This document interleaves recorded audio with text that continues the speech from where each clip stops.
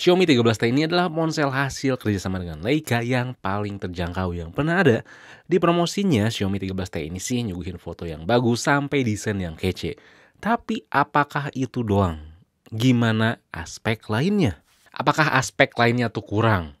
Katakanlah mulai dari performa keseharian, kualitas videonya juga gimana. Karena nggak dapat dipungkiri ya, hasil kualitas video tuh penting juga. Karena kan nggak dikit sekarang ya konten kreator yang ngandalin sebuah ponsel buat ngerekam suatu momen gitu. Karena nggak setiap saat bawa DSLR atau mirrorless. Juga kan katanya ada isu bahwa si ponsel itu overheat dan baterainya boros. Oke, di sini Fadil langsung aja ya kita review Xiaomi 13T.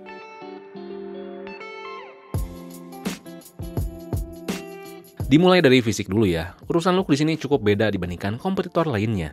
Bisa ngasih kesan simpel tapi tetap gahar. Lalu di sini juga saya pilih warna hitam biar ngasih kesan Leica banget gitu. Kan kamera-kamera Leica pada hitam ya. Jadi biar gahar aja dan sama gitu. Yang disayangin adalah di kaca bagian belakangnya ini di warna hitam gampang banget ninggalin sidik jari. Untungnya kalau frame plastiknya tuh dikasih finishing matte sih, jadi gak bikin licin.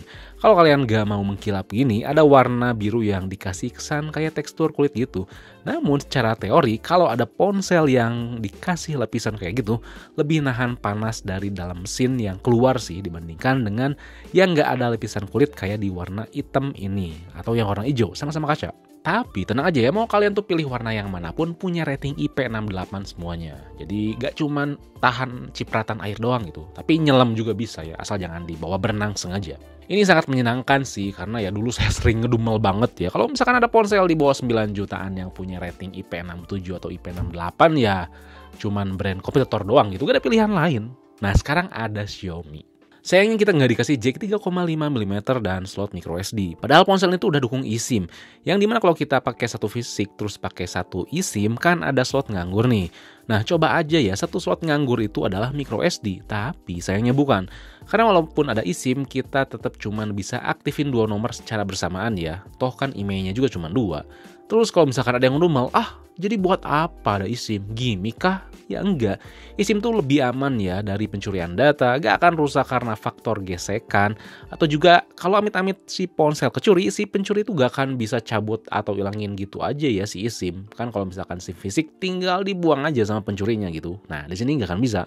Lalu ada 2 hal juga yang bikin nyaman si ponsel ini walaupun ukurannya bongsor. Pertama, bagian belakangnya di sisi kiri dan kanan tuh melengkung ya, jadi gak bikin terlalu besar. Lalu kedua adalah sistem X-axis linear yang nyaman banget ya. Bisa di custom sampai halus banget ya getarannya. Lalu yang kedua tuh masalah layarnya ya. Nah sebelum bahas layarnya ya, di sosial media banyak pihak yang bilang, aduh kok ponsel 6 jutaan layarnya gak melengkung sih. Iya emang ya ponsel dengan layar melengkung tuh kece gitu. Unik. Namun saya tetap sih prefer kaca dengan yang datar aja gitu. Karena ya lebih enak dipakai.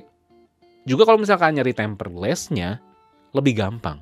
Kualitasnya pun jangan ditanya sih, gak modal luas doang. Resolusinya tuh udah 1,5K ya, jadi tajam detailnya. Warna yang ditampilin juga enak banget dilihat ya, nonjok dan renyah karena kedalaman warnanya tuh sampai 12 bit dan udah DCI-P3 rentang warnanya. Belum lagi ada Dolby Vision yang bisa kita nikmati dengan baik karena bisa dinikmati di layanan berbayar kayak Netflix. Nontonnya pun cukup enak ya karena didukung dengan baik oleh dual speaker stereo yang ada. Bukan yang terbaik di harganya sih, cukup balance aja namun kurang kencang. Buat penggunaan keseharian kayak scrolling di browser, TikTok, Instagram, dan lainnya juga mulus ya karena kebantu dengan refresh rate 144Hz. Kalau kalian sering berlama-lama baca e-book atau komik pun tenang aja ada reading mode yang bisa buat mata kita tuh lebih nyaman. Lalu kalau kalian gak suka warna yang nonjok atau vibran, tentu ya Xiaomi punya pilihan yang natural dan lebih adem. Xiaomi juga di sini punya fitur adaptive color yang bisa menyesuaikan tone warna dengan lingkungan sekitar ya. Penggunaan keseharian pun cukup kebantu ya dengan always on display dan tenang aja di sini always on display-nya bisa dibebaskan nyalanya kapan. Gak cuman muncul pas notif doang. Termasuk mau tampilan temanya kayak gimana bisa diatur ya, cukup beragam. Lalu tentu ya ada yang dikurangin di layarnya ini.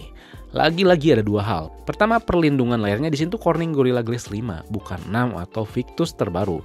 Lalu kedua adalah masalah sensitivitas layarnya. Nggak jelek ya, nyaman kok untuk keseharian ataupun gaming. Namun, untuk kelas AMOLED itu bukan yang terbaik sih di harganya. Masih ada yang lebih baik, bahkan untuk di harga di bawahnya. Urusan performa gamenya gimana nanti kita bahas ya di poin 4. Nah selanjutnya, sektor keamanannya baru cepat sih, yaitu sensor sidik jari di layar yang responsif. Saya suka, ada juga opsi lainnya untuk face unlock yang ikut cepat juga pembacaannya. Lalu nomor 3 tuh fitur dan sistem operasi. Nah tentunya lengkap ya si fiturnya. Hardware-nya tuh udah punya Wi-Fi versi 6 dengan MIMO 2x2 yang bikin penangkapan sinyal baik. Bluetooth-nya udah versi terbaru 5.4, ada NFC dan ada IR Blaster buat jadiin remote ya. Fitur softwarenya juga jangan ditanya sih, ada buat kunci aplikasi, dual aplikasi yang Xiaomi itu emang benar-benar gak ada obat sih karena bisa nge-cloning aplikasinya cukup banyak ya variasinya dibandingkan kompetitor lainnya. Lalu ada scan space yang bikin workspace terpisah dengan kerjaan atau keseharian. Lalu ada beauty mode yang lagi-lagi sayangnya masih support WeChat doang sih. Emang di Indonesia siapa sih yang masih pakai WeChat ini? WeChat? Lalu ada floating windows yang bisa permudah multitasking, ada memory extension yang gimmick, berbagi gestur di layar dan tombol buat di custom, dan ada ngukur detak jantung lewat sensor sidik jari. Kalau custom penampilannya juga lengkap ya, kayak store tema MIUI yang kaya banget ya. Pilihannya buat ganti font, tema, icon, aplikasi dan lainnya. Ganti tombol navigasi, ubah penampilan status bar, color SIM yang buat ubah warna di layar, siapa tahu ada yang nggak suka warna ngejreng ya. Dan tentu home screen launcher yang cukup customnya tuh luas. Semua itu dibalut oleh MIUI 14 berbasis Android 13. Yang dimana semua itu tuh bakal disupport sampai 4 kali update Android dan 5 tahun security patch sih. Gila. Jadi gak cuman luarnya dilindungin oleh IP68, gak cuman peningkatan kualitas eksternal, tapi internal juga diperhatikan. Saya seneng sih, tapi untuk sesaat ya. Karena kan awalnya saya berpikir, wah ini udah nandingin Google Pixel nih. Tapi kan gak lama Xiaomi 13T meluncur, si Pixel 8 dan 8 Pro bakal disupport sampai 7 kali update Android. Emang kampret sih Google. Nah lalu masalah performa dan experience-nya nih, dan pasti ya, ada yang ragu dengan si MIUI-nya. Banyak yang bilang pasti banyak iklan lah, pasti banyak bugs lah, dan lainnya. Tapi nyatanya enggak gitu. Yang ngomel kayak gitu pasti ya yakin saya gak mampu beli dan belum pernah coba. Jadi ya abaikan aja. Oke, kita dengar pengalaman kami gimana. Di aplikasi bawaannya saya gak nemu iklannya. Jangan samain kayak Xiaomi yang murah. MIUI-nya di sini tuh bisa ngasih pengalaman yang baik walaupun banyak banget fitur atau custom penampilan. Setiap fitur dan spek yang ada bisa dieksekusi dengan baik dan smooth. Jadi gak cuman kualitas doang, tapi secara visual dan praktik nyatanya tuh beneran nyaman. Gak ngerasa bugs yang major atau aneh. Memang ada hal yang kurang matang, katakanlah fitur MIUI-nya gak ada fitur back tap atau ngetuk bodi belakang di ponsel buat nge-custom perintah kayak di Poco X5 Pro ya. Lalu aplikasi SMS kenapa masih ada 2 yang katanya Xiaomi di MIUI 14 tuh bakal bisa ngapus aplikasi sistem yang banyak. Tapi nyatanya cuman ngomong doang. Selanjutnya secara manajemen suhu nih. Terasa masih kurang oke, bahkan jika dibandingkan dengan Xiaomi 12T. Saya gak bisa bilang overheat ya, cuma peningkatannya cukup kerasa, mau itu pemakaian sedang ke berat, non-gaming ataupun gamingnya. Kalau diumpamain sih, kalau kalian belum megang ponsel ini ya, kayak ponsel-ponsel dengan Snapdragon 778G lah. Kalau misalkan setelah update masih kayak gini, berarti emang sifat si Dimensity 8200 Ultra yang ada di ponsel ini emang kayak gini sih, anget-anget ngangenin. Ingat ya, saya tekenin masalah manajemen suhu tuh bukan suatu deal breaker atau bikin gak nyaman banget dipakainya. Gak gitu, cuman saya ngasih tahu aja bahwa kenaikan suhunya tuh cukup kerasa dibandingkan Xiaomi 12T yang dulu waktu saya coba tuh adem. Dan masih kategori wajar ya untuk ponsel-ponsel gahar. Kan ponsel-ponsel gahar tuh pasti ngeluarin suhunya lebih tinggi ya dibandingkan spek yang di bawahnya secara teori. Nah dari manajemen suhu yang ada berimbas lah ke masalah baterai yang lagi-lagi kalau dibandingkan dengan Xiaomi 12T kurang awet. Kayak buat main game 2 jam lebih dengan grafis yang tinggi, sering ambil foto video, multitasking banyak aplikasi 90% tuh bisa ngasih screen on time sampai 4 jam. Dengan sesekali wifi dan mobile data. Segitu tuh gak awet banget sih, tapi gak boros juga. Ya standar lah, di sosmed banyak yang bilang ngomel boros banget dan panas banget. Padahal gak gitu ya, gak pakai banget. Iya emang suhu agak kerasa cepet naik dan baterainya lebih boros dibandingkan 12T. Namun sekali lagi dikatakan tuh masih bisa diterima, apalagi bisa ngasih performa yang kenceng dengan baik. Kalau masalah ngecasnya sih tenang aja ya, dengan 67 watt kita bisa ngisi 10 ke 98% selama 50 menit aja. Lalu kalau ngegamenya tentu nyaman banget lah performanya. Main PUBG udah bisa 90 fps dengan lancar. Hanya saja seperti yang saya dibahas di section layar, sensitivitas tuh bukan yang terbaik. Hal yang wajar memang karena Xiaomi masih ngasih ruang buat Poco F5. Saya main 20 menit baterai tuh habis 6% aja. Lalu lanjut Genshin Impact nonstop di highest 60 fps, lancar, tapi suhu tentu kerasa naik ya dengan settingan ini. Baterainya tuh habis 7% di sini. Bisa dikatakan bisa memainkan game dengan baik untuk kategori ponsel yang menyasar ke sektor kamera. Lalu yang terakhir tuh masalah kamera yang ditunggu-tunggu nih, dengan kerjasama dari Leica. Dan jangan salah tanggap ya, ini tuh bukan sih berarti lensanya tuh diambil alih sama Leica ya. Dikerjain sama Leica semuanya gitu, bukan gitu. Tapi Leica tuh hanya membantu. Jadi Leica tuh membantu Xiaomi ya buat mempelajari gimana cara kerjanya lensa tuh yang baik ala Leica. Terus juga gimana image processingnya, dan tentu kualitas gambar yang ala Leica tuh kayak gimana sih. Oke, jadi sekali lagi bukan berarti ini tuh lensanya dari Leica dan dikerjain Leica semua yang membuat kalian tuh ngarep ini kualitasnya sama kayak Leica yang ratusan juta, gak gitu. Di situ ada preset Leica Authentic di mana ini tuh khas kenaturalan si Leica, ngasih kesan estetik, kelihatan agak-agak vintage sih, tapi gak lupain masalah keaslian gambarnya. Lalu ada Leica Vibrant. Ini adalah gabungan antara processingnya Xiaomi dan Leica. Kalau ada yang ngomel, "Lah, so tau banget lu bang." Tah, iya baca sumberna. Sage apal ti Xiaomi na ieu teh nya baca sorangan kayak oke. Jadi bukan ngarang doang itu tuh Leica Vibrant gimana, Authentic gimana ya. Dan saya bisa katakan kameranya tuh bukan yang paling bagus secara overall dibandingkan kompetitor lainnya di harganya ini. Tapi ini adalah pengalaman kamera yang paling unik yang pernah saya coba. Karena saya kere, tentu saya gak tahu gimana hasil real dan experience dari kamera asli Leica-nya ya. Tapi ketika saya lihat hasilnya, beneran beda feel-nya. Terutama preset Leica Authentic bisa ngasih nuansa nostalgic, antik, tapi nggak lupain masalah detailnya gimana, dynamic range-nya gimana, kontras fokusnya baik, dan apalagi bokehnya tuh apik ya ketika ambil objek di jarak yang dekat. Jadi jatuhnya tuh bukan kayak foto jadul yang modal vintage doang yang detailnya tuh gak jelas kemana, atau juga bukan kayak settingan filter-filter di Instagram ya, jauh. Di sini tuh lebih kerasa hidup dan unik. Hasil gambarnya tuh ngasih kesan yang berbeda dan saya suka. Dimana ya brand tuh rata-rata mainin saturasi doang. Kalau misalkan gak natural ya dinaikin gitu saturasinya biar warnanya ngejreng. Udah gitu doang. Nah di sini enggak. Kalaupun kalian gak suka preset atau feel yang kayak gini, ada Leica Vibrant kok, yang bisa ngasih warna yang lebih hidup tapi gak ngasih kesan norak. Bisa dikatakan mode Vibrant itu kayak 70% Xiaomi dan 30% Leica. Yang secara overall memang hasil gambarnya tuh udah matang, jadi bisa langsung share aja gitu ke sosmed. Yang kerasa kurang sih ada di mode portraitnya, seleksi antara objek depan dan background tuh masih sering meleset. Dan yang saya senang juga di sini gak ada lensa gimmick yang sampah gitu kayak depth atau makro. Di situ cuman ada lensa utama, ultrawide, dan telephoto 2 kali. Lensa tele dan ultrawide itu memang nggak bisa nangkep cahaya sebaik lensa utama, namun cukup bisa diandalkan, apalagi telefotonya nih. Jadi obat kangen yang manis ketika udah lama gak jumpa ya, karena kan terakhir di Xiaomi yang resmi masuk Indonesia, yang ada lensa tele gini tuh ada di Mi Note 10 Pro.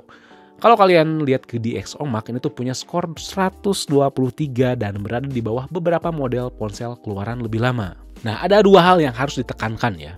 Pertama ya tadi, ini tuh memang bukan suatu hasil kamera yang baik secara overall ya di harga sekitar 6 jutaan gitu. Masalah dynamic range, detail, kontras, dan semua aspeknya tuh nggak serba tinggi gitu. Tapi ini tuh unik, beneran unik. Dan uniknya di sini tuh ke arah yang bagus ya, bukan ke jelek. Jadi bisa ngasih suatu pilihan yang fresh dikala pilihan brand lain tuh biasanya ya kalau nggak natural ya Vibrant. Nah di sini nggak gitu. Lalu yang kedua, DxOMark tuh bukan suatu patokan utama nentuin kamera tuh bagus atau enggak. Tetap yang nentuin bagus atau enggak tuh diri kalian sendiri gitu. Bisa jadi kalau misalkan kalian tuh lihat review DxOMark iPhone 15 Pro Max skornya tinggi banget, tapi pas dicoba kalian nggak suka gitu kan. Jadi mending tetap harus coba sendiri sih. Jangan berdasarkan DxOMark atau review saya doang. Oke? Kalian bisa juga kan main ke Mi Store atau minjem gitu ke temen. Nah untuk urusan selfie-nya sih, yang jujur gak sewah kamera belakang. Masih oke kompetitornya lah di harga segini atau bahkan di bawahnya. Namun untuk kelas Xiaomi, ini udah baik sih. Dynamic range-nya renyah, detail oke, warnanya emang gak natural, sedikit dimainin tapi gak berlebihan. Walaupun gak wah tapi tetap bisa diandalkan lah. Lalu untuk videonya cukup solid juga, namun lagi-lagi gak sewah fotonya. Gak wahnya tuh karena ketika kita bergerak ya, movement tuh masih kelihatan si stabilisasi softwarenya main. Yaitu kalau misalkan diperhatikan baik-baik si objek yang diambil tuh goyang sih, terutama kalau di bawah jalan. Tapi lumayan ketutup sama aspek lainnya ya, dynamic range-nya baik, detail kontras, dan di warnanya tuh lebih ke vibran ya. Dan saya tetap suka, apalagi ada mode fitur HDR10+, dimana kita bisa ngambil video dengan warna dan detail lebih tajam, namun dengan catatan video ini tuh cuman bisa diputar di device yang mendukung video HDR aja. Dan kalau kita ngirim video HDR10 ini lewat WhatsApp, video tuh bakal jadi overexpose. Tapi video biasanya yang bukan mode HDR tetap asik kok. Saya suka ketika ambil video jarak deket tuh tetap baik hasilnya. Kayak fotonya, si bokehnya pun natural, kelihatan gak maksain. Tentunya hasil videonya ini bisa di-share dengan baik ya di Instagram dan TikTok. Bisa ngupload sampai 1080p. Good job ya, mau itu Instagram Story atau IG Reels. Bisa lihat hasil story-nya di Instagram IniFixMe ya, udah ditaruh di highlight. Dan hasil video depannya sama kayak hasil foto selfie-nya, gak wah kayak kamera belakang. Apalagi masih pelit karena mentok di 1080p. Tapi ya oke lah buat sesekali dibawa ngevlog karena cukup stabil dan hasilnya cukup renyah walaupun 1080p. Dengan penekanan tetap ya, ini kamera depan mau video atau foto tuh bukan terbaik di kelasnya. Range-nya lebih tinggi, oke? Dan ya standar 1080p lah gitu.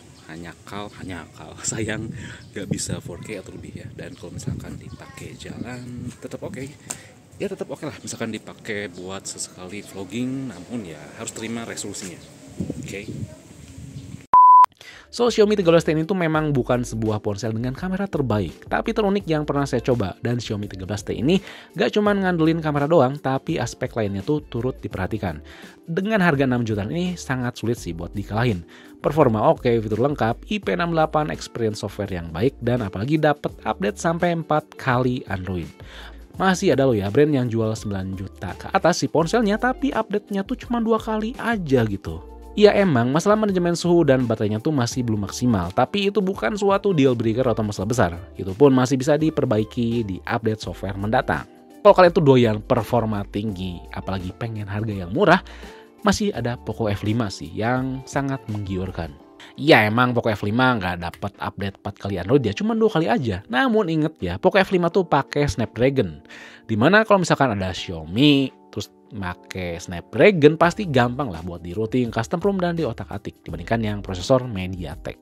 Oke, jadi sekian aja ya review Xiaomi 13T kali ini, dan mungkin nanti bakal saya compare ya dengan ponsel lain yang harganya kurang lebih sama, update Androidnya juga sama panjangnya, tapi lebih punya karakteristik kamera tuh yang ke natural gitu. Apakah hasil kamera racikan Leica ini tuh dapat mengalahkan yang natural gitu, oke? Nanti kita bahas di compare-nya ya. Jadi sekian aja, kalau misalkan masih bingung dan masih pengen ditanyain, kalian bisa tulis komen di bawah, dan jangan lupa juga buat like, share, subscribe FixMe, lalu nyalain lonceng notifikasi biar gak ketinggalan video berikutnya. Oke, di sini Fadil. Peace out.